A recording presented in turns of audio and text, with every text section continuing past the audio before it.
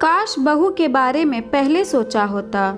सुनिए जी, बहू को रोक लीजिए ना, मुझको बिल्कुल भी अच्छा नहीं लग रहा है कि वो इस तरह से जा रही है।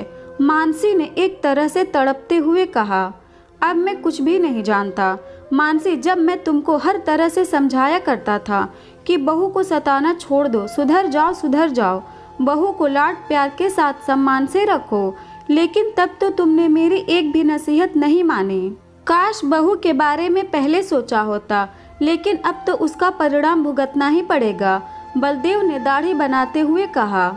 हालांकि बुरा उनको भी बहुत लग रहा था कि इकलौते बेटे ने मानसी की ज़्यादतियों से उपकर अपनी पत्नी के साथ अलग रहने का फैसला कर लिया था, लेकिन वो भी मजबूर थे, क्योंकि बहुत टोकने के बावजूद भी मानसी अपनी आदतों में बदलाव नहीं ला पाई थी और अब पानी सिर के ऊपर से निकलने लगा था। प्लीज़ बलदेव, आखिरी बार मेरा साथ दे दीजिए। मैं वादा करती हूँ कि मैं अपनी आदतों को पूरी तरह से बदल कर दिखाऊंगी। विनीत को अपने कमरे से बाहर अटैची निकालते हुए देखकर मानसी का कलेजा एकदम से हौंक उठा। कितना खराब लगेगा जब घर में दो प्राणी, वही पति पत्नी रह जाएंगे।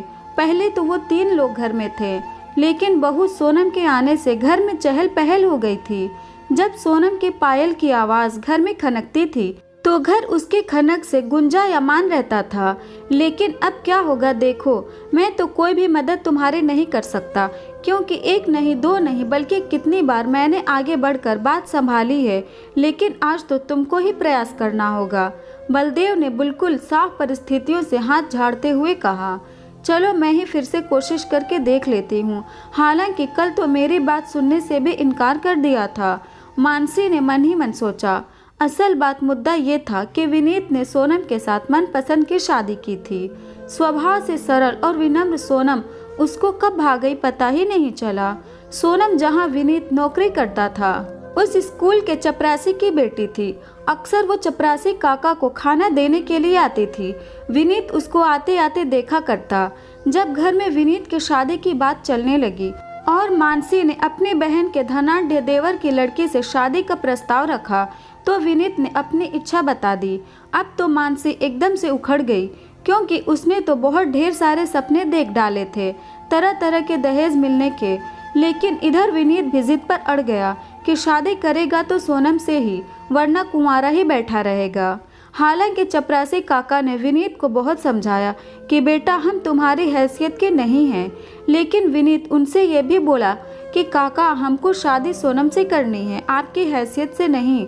परिस्थितियों के साथ चलने वाले बलदेव को तो कोई आपत्ति नहीं थी, लेकिन मानसी तो बदले की भावना से जल उठी। वो बेटे की जिद और उसे खो देने के डर से सोनम को ब्याह कर तो ले आई, लेकिन उसने मन ही मन एक बैर ठान बैठी कि सोनम ने उसका बेटा छीना है, मैं भी इसको इस घर में नहीं रहने दूंगी। अब तो जब देखो मानसी उसको तरह तरह के व्यंग्य बाणों से सुशोभित करती रहती। सोनम उसकी बातों को सुनकर कोई जवाब तो नहीं देती, लेकिन उसकी आंखें छलक आती। बलदेव उसको चुपचाप समझा देते। अब तो विनीत भी अपनी माँ के व्यवहार से त्रस्त हो जाता। बलदेव ये परिस्थितियाँ देखकर परेशान हो जाते और मानसी को साम दाम दंड भेद हर प्रकार की नसीहत देकर समझाते कि कहीं ऐसा न हो तुम्हारे व्यवहार से परेशान होकर बेटा बहू तुमको छोड़कर चले जाएं। लेकिन मानसी हमेशा एक कान से सुनती और दूसरे से निकाल देती, क्योंकि उसको कहीं न कहीं विश्वास था कि उसका बेटा मातृभक्त है और वो उसको छोड़कर कहीं भी नहीं जाएगा। लेकिन ये शायद उसकी भूल थी। अभी कल रात की ही बात है, जब सोनम ने खाना बनाया और उसमें इत्तेफाक से मिर्च ज़्यादा हो गई।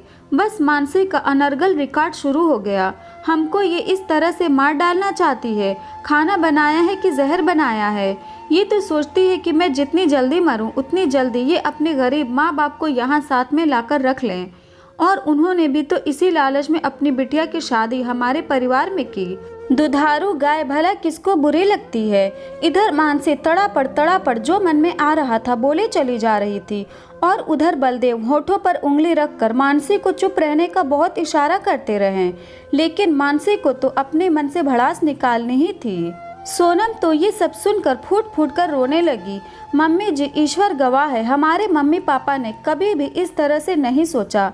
पापा ने तो हमारी शादी के लिए विनीत से मना भी कर दिया था, लेकिन विनीत ने ही जिद पकड़ ली।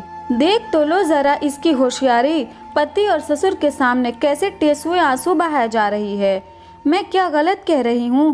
पहले तो हमारे बेटे को फंसा लिया, फिर मेरे पति को अपने वश में कर लिया, अब मेरे ही घर में मुझको सबका दुश्मन बना रही है। लेकिन मैं तुम्हारी कोई भी चाल अब नहीं चलने दूंगी। मानसी अपने अंदर की घृणा को उठकती ही चली जा रही थी और वो एक बार भी बलदेव की तरफ नहीं देख रही थी। आखिरकार वही हुआ जिस बात का बलदेव को डर था। बस माँ, बहुत हो गया, अब मैं इस घर में एक पल भी नहीं रह सकता।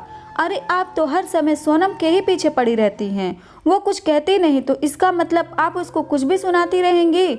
अब हम लोग कल ही सुबह इस घर से हमेशा हमेशा के लिए चले जाएंगे। आप रहिएगा आराम से अकेले। जीवन साथी बनाकर लाया उसको, इस तरह से अपमान नहीं होने दे सकता उसका।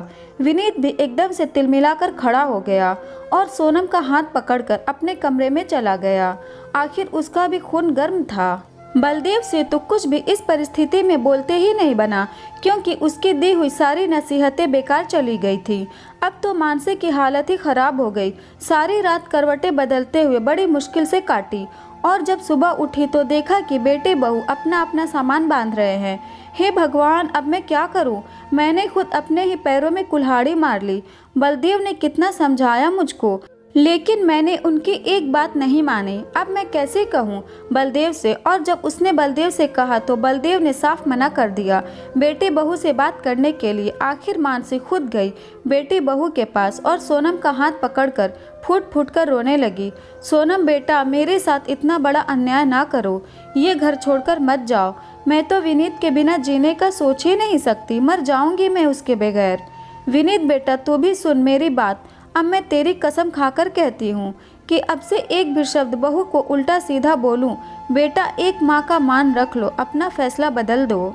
मानसी रोते हुए घुटनों के बल बैठ गई और सोनम के आगे अपने झोले फैला दी। मम्मी जी उठिए, हम लोग कहीं नहीं जा रहे हैं। विनीत तो जिद पर अड़े थे, लेकिन मैंने तो साफ मना कर दिया। आप देख लीजिए, मैंने अपना एक भी सामान नहीं रखा। सोनम ने मानसी को उठाते हुए कहा, क्योंकि उसे इस तरह मानसी का गिड़गिड़ाना बहुत व्यथित कर रहा था। सही बात बहू, अब तो मानसी चौंक कर बोली, हाँ मम्मी जी, ऐसे कैसे मैं किसी माँ से उसका बेटा छीन सकती हूँ। सोनम मानसी के पैरों में झुक गई और मानसी ने तो भाव विभोर होकर उसका पूरा मुंह चूम डाला और विनीत के पास जाकर उसका कान उमेटते हुए बोली, देख नालायक, कुछ सीख मेरी बहू से, तुझसे तो अच्छी ही निकली। वही तो कहता हूँ मम्मी कि मैं सोनम सचमुच बहुत अच्छी है, जरा दिल से अपना कर तो देखिए। विनीत अपना कान छुड़ाते हुए बोला, हाँ बेटा, पहले मुझसे गलती हुई, लेकिन इन परिस्थितियों से नसीहत लेकर मैं बहू को दिल से अपनाऊंगी। मानसी ने आगे बढ़कर सोनम को गले लगा लिया। सोनम भी हर्ष तिरेक में भरी मानसी से लिपट गई और दूर खड़े बलदेव ये सब देखकर बहुत खुश हो रहे थे और सोच रहे थे कि अंत भला तो सब भला। अगर ये स्टोरी आपको अच्छी लगी तो इस वीडियो को लाइक करें और नए हैं तो इस चैनल को भी सब्सक्राइब करें।